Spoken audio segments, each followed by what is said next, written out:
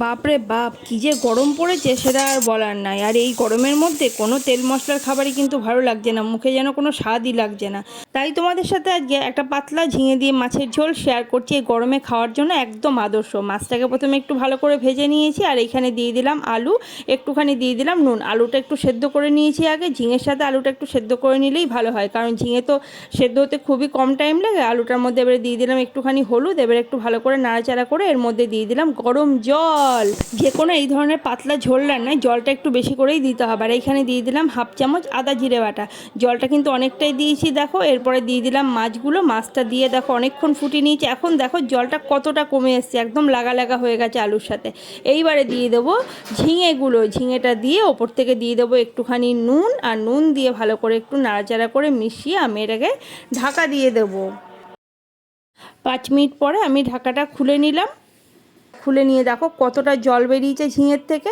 এইবারে দিয়ে দিলাম কড়াইতে একটুখানি তেল, আর তার মধ্যে দিলাম জিরে আর শুকনো লঙ্কা। তো এটাকে একটু ভালো করে নাড়াচাড়া করে যখন একটু সুন্দর গন্ধ বেরোবে জিরেটা ভাজার, এইবারে আমি তরকারিটা এর মধ্যে ঢেলে দেবো। আর তরকারিটা ঢেলে আর 1 থেকে 2 মিনিট একটু নাড়াচাড়া করলেই রেডি হয়ে যাবে গরমে খাওয়ার একদম উপযুক্ত ঝিঙে দিয়ে পাতলা করে মাছের ঝোল।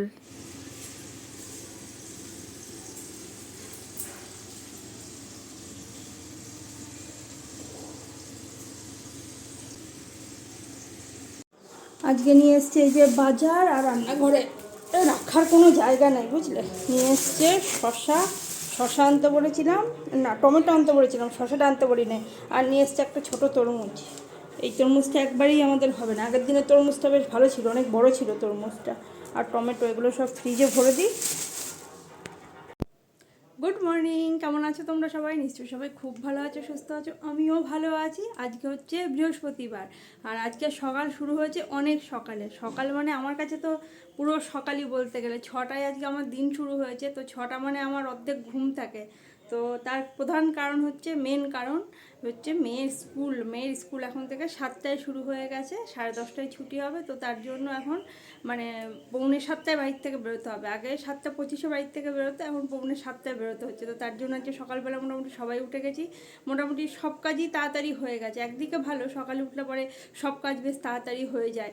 কিন্তু ওই সকালে ওঠাটাই হচ্ছে চাপের, মানে উঠে যে কাজকর্মে হাত দেবো বা কাজকর্ম করবো সেটাই হচ্ছে সব থেকে বেশি চাপের ব্যাপার।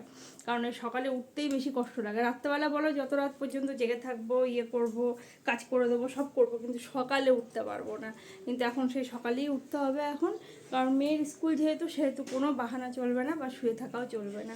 কালকে রাতে কিন্তু ভালো গরম ছিল, প্রচণ্ড পরিমাণে গরম ছিল, মানে রীতিমতো বিছানায় শুয়ে ঘামছিলাম। তো সকালবেলা দেখছি বাইরে থেকে একটা ঠান্ডা হাওয়া আসছে, মানে ওই হালকা হালকা একটা ঠান্ডা হাওয়া।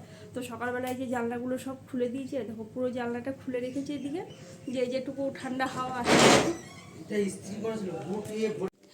আমারও মোটামুটি সকালবেলা ঘুম থেকে উঠে যেটুকু যে কাজকর্ম থাকে সেগুলো হয়ে গেছে।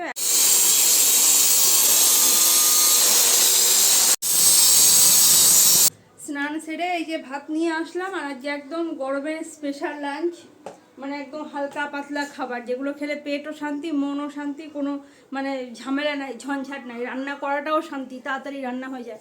আর আজকে বাইরে প্রচণ্ড গরম হাওয়া দিচ্ছে, দেখছো? এটাও বোঝা যাচ্ছে না, দাও জানলাটা লাগিয়ে নিয়ে আগে লাগিয়ে দিলাম এদিকে জানলাটা, না গরম হয় ঘর ভরে যাবে, সারা দুপুর আর থাকা যাবে না। আর এই হচ্ছে আজকের খাবার, ভাত, এখানে আছে ভেন্ডি চচ্চড়ি সর্ষে বাটা দিয়ে, এখানে আছে ভেন্ডি সেদ্ধ, আর এখানে আছে যে ঝিঙে দিয়ে মাছ দিয়ে পাতলা ঝোল। আর এই ভাঙা টুলগুলো ফেলি নাই বলে এখন আর কি কাজে লাগছে। খাওয়া দাওয়া হয়ে গেল। আজকে না খুব গরম, মানে হাওয়াটা মানে সেই লু বইছে মনে হয় আজকে বাইরে, প্রচণ্ড হাওয়া, গরম আজকে, বাইরের হাওয়াটা নেওয়া যাচ্ছে না। এই কদিন জানলা লাগাই নাই, দুপুরবেলা জানলাগুলো খোলাই ছিল, কিন্তু আজকে দেখছি যে না, জানলা না লাগালে আর চলবে না, এই একটা খোলা রাখলাম, এটা একটু হাওয়া বাতাস আসে, গরম হাওয়াও যেন আসে ভিতরে, সেই জন্য। আর খেয়ে দিয়ে আজকে একটা তরমুজ এনেছিল, তরমুজটা কাটলাম, সবাইকে দিয়ে আসলাম ভাগ করে। আর আমার মেয়ে বলেছে আজকে আমাকে বেশি করে দেবে, তো ওকে বেশি দিয়েছি, বাকি সবাই আমরা একটু কম কম করে নিয়েছি। আগে সেই মা ঠাকুমাদের কাছে শুনেছি, কথাই ছিল আগে কি ভরা পেটে ফল, খালি পেটে জল। এখন কথা উল্টো হয়ে গেছে, খালি পেটে জল তো ঠিক আছে, কিন্তু ফলটাও বলছে এখন মোটামুটি খালি পেটে খাও, 11টার দিকে খাও। ওই ভাত খাওয়ার পরে যেন ফলটা না খাওয়াই ভালো, বোঝাতে হজমের প্রবলেম হতে পারে, নানা রকম প্রবলেম আর কি, ডাক্তারি পরিভাষায় অনেক কিছু আছে জানি।